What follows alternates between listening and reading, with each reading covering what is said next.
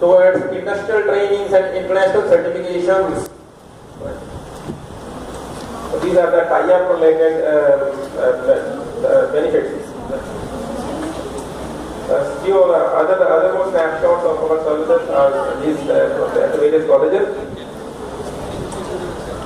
Then comes few of the participants or few of the feedbacks from various corporates, industries.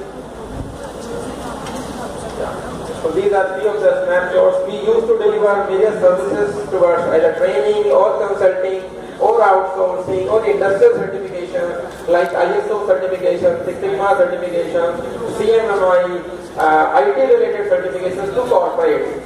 So when we say internship, we would be looking towards management related profiles, marketing, HR, operations, finance profiles for stocks management, web application development, Java, HTML related combinations for application development.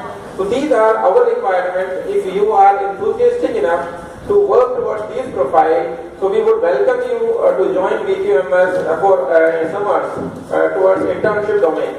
Right? So thank you. Any query from your end?